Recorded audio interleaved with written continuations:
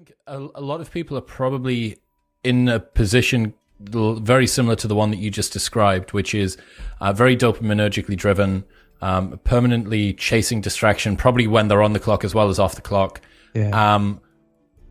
What have you done? Dopamine is one hell of a drug. What have you done to be able to down-regulate how much you're chasing for it? Why are you not looking at the books sold or the news articles or the Instagram likes? Why are you no longer looking at that? Or what were the strategies that allowed you to down-regulate that? Well, stimulation fasting. I found it's something I resisted doing for the longest time. Often called a dopamine fast. And I had heard dopamine fast, mentioned again and again, and I never really applied it to my own life. But I thought, okay, I'm on this experiment for Calm. Let me try this. And so for a month, I cut out social media, I cut out email on my phone, cut out all the stuff that exists at a high height of stimulation. And I found that the first week or so, it was quite restless. It does take our mind time to adjust downward into a new, lower level of mental stimulation. But the benefits of doing so are absolutely profound.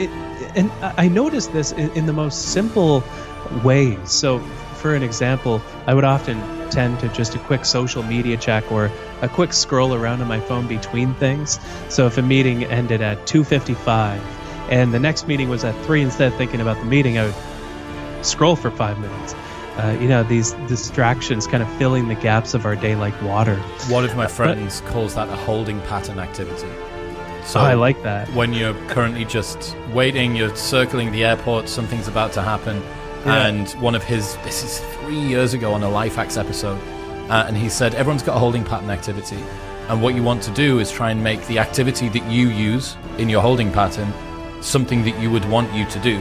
So what he did was he bought a Kindle and he put that on his desk and he kept his phone outside of his desk. So if he was in between calls, if he was going to do something, he would pick up his Kindle, or he would maybe he had some other stuff that he was playing about with on his desk. My point being that there's two levels to this, I suppose. One would be substitute what you're doing for something which is better. But another layer deeper than that would be substitute the chasing of wanting a something for realizing that you don't need to chase anything and just allow yourself to be. Yeah. And with the constraints of the experiment, I noticed that happening automatically.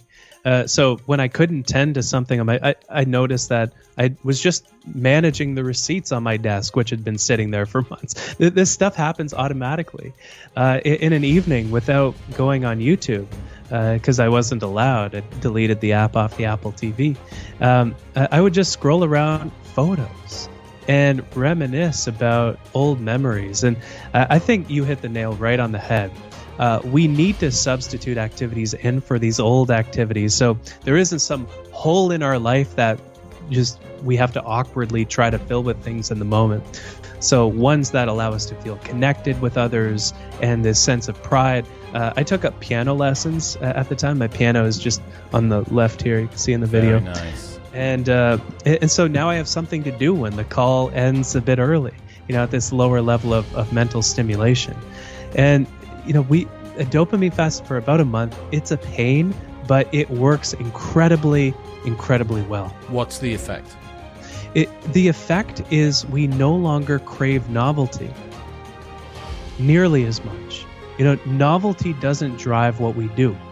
And because of that, our mind settles down, finally. We finally settle down into a new lower level of mental stimulation where the calm things are. We allow intentions to inform in our mind, to inform our actions. And so instead of just kind of, frantically moving between objects of attention, choosing whatever option in the moment happens to be the most novel, because we crave dopamine in the moment more than almost anything else, we have that pause before we act, and we allow an intention to form in our mind that, okay, maybe I should just organize these receipts, or maybe, I have 10 minutes, not 5, because they're going to be late. Maybe I should just practice this piece on the piano. And we take control of our behavior significantly more when we're at that lower level. Another example activity that I found remarkably well, I mentioned how the networks for presence and for acquisition are anti-correlated with one another, is that science of savoring that I mentioned. So having a savor list, which is just a list of everything you love to enjoy. Here's the fascinating thing. One of my favorite questions, everybody should try this, to ask somebody who is really driven in this acquisition mentality, one of my favorite things to ask them is, what do you savor the most in your life? And this stumps pretty much all of the most driven people that I've asked this to. And the research shows that this idea of savoring, wherein we convert positive experiences into positive emotions, men find it more challenging to do than women. And wealthier people find it more challenging to do than people who are not wealthy because of that acquisition mentality. But having this list of things that we savor is a beautiful way of practicing presence each and every day. It can be as simple as a cup of tea. It can be time with your partner. It can be a good book. It can be a fireplace that you happen to have in the house.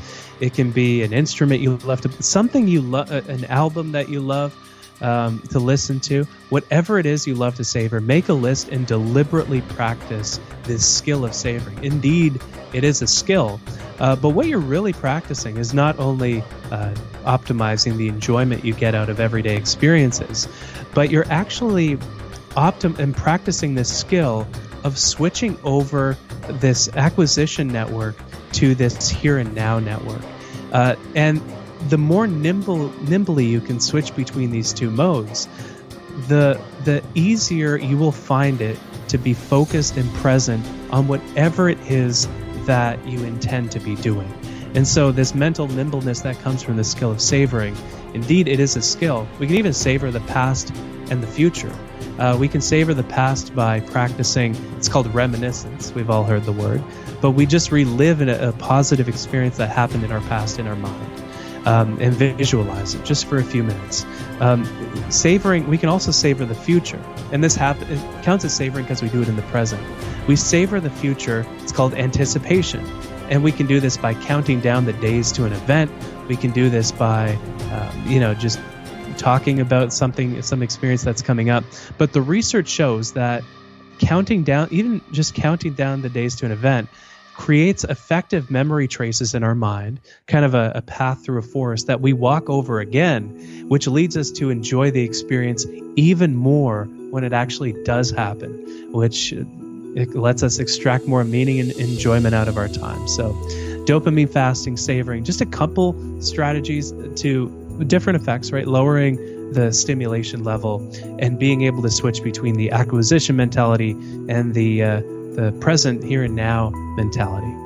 Are there some components of savoring, individual skills that contribute to being effective at the overall job of savoring? Yeah, well, there are kind of subcomponents to savoring.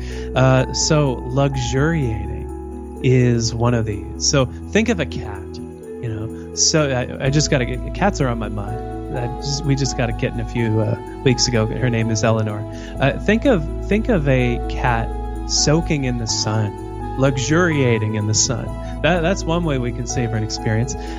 Gratitude counts as savoring as well. So the practice of Thanksgiving, recalling 3 things that we're grateful for each and every day. This is a ritual my wife and I have developed every night when we're going to sleep. Before we kind of fall asleep, we recall 3 things that we're grateful for. And people ask, like, do you run out of things? And it's like, hell no. We could probably list 10 each and every day. Marveling is yet another thing. So when we feel a sense of awe by something, whether that's kind of even just looking at the window and marveling at the snow, it could be, and that actually, by the way, when we see through our whole eyes, including our peripheral vision, that has a bonus calming effect when we feel a sense of awe with something that's visual. But yeah, just whether it's luxuriating, Thanksgiving, marveling, anticipation, reminiscence, or just mindfully enjoying something in the moment, these all count. thankfully.